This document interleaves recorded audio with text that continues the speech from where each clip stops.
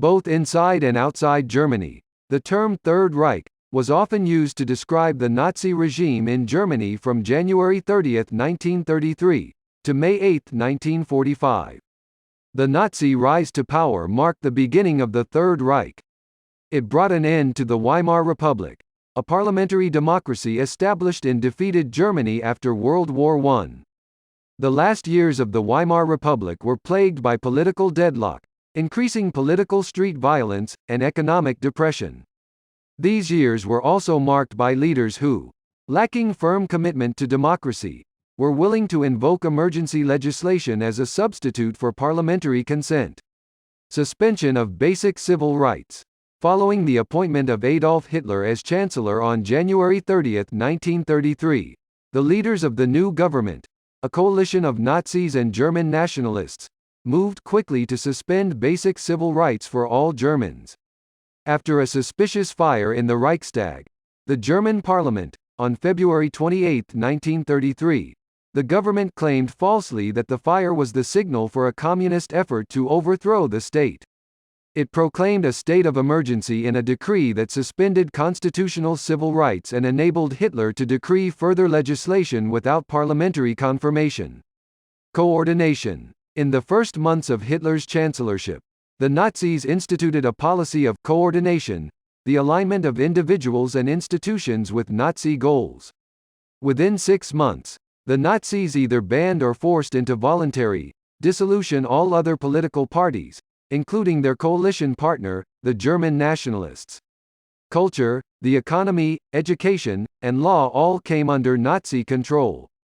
The Nazi regime also attempted to coordinate the German churches and, although not entirely successful, won support from a majority of Catholic and Protestant clergymen. The Nazis were also particularly successful in mobilizing support from among Germany's educated and professional elites, including the legal, law enforcement, education, and medical professions. The Nazis also mobilized support from among the civil service elite by making good on electoral promises to tear up the Versailles Treaty, restore Germany to the ranks of the great powers, bring the nation out of the Depression, take back the streets from criminals and subversives, crush the communist threat, and open career opportunities for young professionals. With great success, Nazi officials used extensive propaganda, carefully crafted to appeal when necessary to more general national, economic, and social goals. They aimed to appeal to convinced National Socialists and non-Nazi Germans, and also to undercut anti-Nazi sentiment. Hitler as Führer. German President Paul von Hindenburg died in August 1934. Hitler had secured the support of the army with the Rome Purge of June 30, 1934. He abolished the presidency and proclaimed himself Führer of the German people, Volk. All military personnel and all civil servants swore a new oath of personal loyalty to Hitler as Führer. Hitler also continued to hold the position of Reich Chancellor, head of government. In this status, Hitler stood outside the legal constraints of the state apparatus whenever he perceived the need to adopt policies and make decisions that he deemed necessary for the survival of the German race.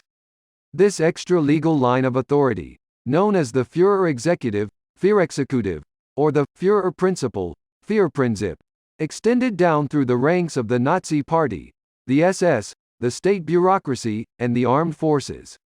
It allowed for agencies of the party, state, and armed forces to operate outside the law when necessary to achieve the ideological goals of the regime, while maintaining the fiction of adhering to legal norms. The notion of the Fuhrer Principle was often misunderstood by both internal and foreign observers as well as by some Nazis themselves to mean absolute obedience to one's superiors. As the Nazi leadership understood it, the concept did embody obedience, but it also involved the use of considerable imagination and initiative. This permitted an individual who was certain that he was working towards the Führer to go around his superior in certain circumstances where the measures he proposed or took demonstrated a better understanding of the long-term goals of the Nazi regime. Hitler had the final say in both domestic legislation and foreign policy.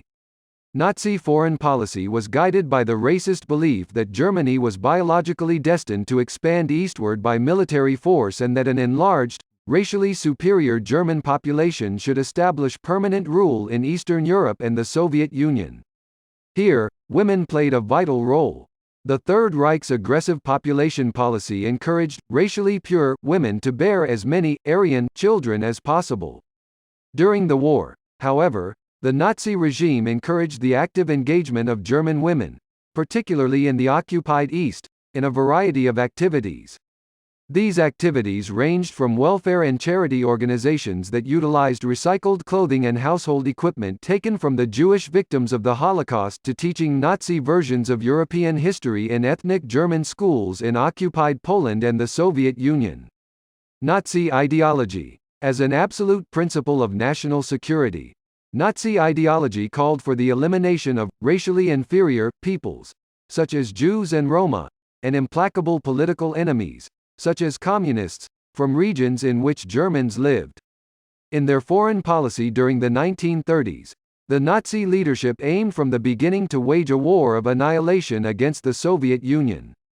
The Nazi government expended significant resources during the peacetime years to prepare the German people for such a war.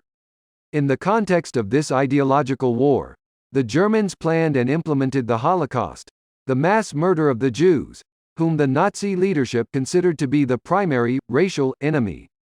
Resistance to the Nazi regime. Key factors that prevented the development of organized resistance to the Nazi regime included the suppression of open political dissent by the Gestapo, secret state police, and the security service, SD, of the Nazi Party. The considerable popularity of Hitler among the Germans. The overwhelming support of virtually all Germans for defending the Third Reich against the Soviet Union. There was, however, some German opposition to specific policies or personalities of the Nazi state, often expressed in personal nonconformity or individual acts of defiance against Nazi ordinances. There were, in addition, two major attempts on Hitler's life. The first was carried out by a lone individual, Georg Elser, in November 1939. The second involved a small conspiracy of German military leaders, inspired by Colonel Klaus Schenk Count von Stauffenberg, who sought to assassinate Hitler on July 20, 1944, and replace the Nazi regime with a conservative authoritarian regime under temporary military dictatorship. Though other small and isolated resistance groups developed, including a loosely organized, communist-inspired resistance, the vast majority of the German people supported the Nazi regime until its collapse. Germany surrendered to the Allies on May 8, 1945. On this day, the Third Reich came to an end. Terminology. Third Reich. The designation, Third Reich, was coined in 1922 by the Romantic conservative, Völkisch nationalist writer intellectual Arthur Moeller van den Broek. In his publication Das Dritte Reich, The Third Reich, Moeller envisioned the rise of an anti-liberal, anti-Marxist Germanic empire in which all social class divisions would be reconciled in national unity under a charismatic Führer leader. Moeller's Third Reich referred to two previous Germanic empires, Charlemagne's medieval Frankish Empire and the German Empire under the Prussian Hohenzollern dynasty, 1871 to 1918.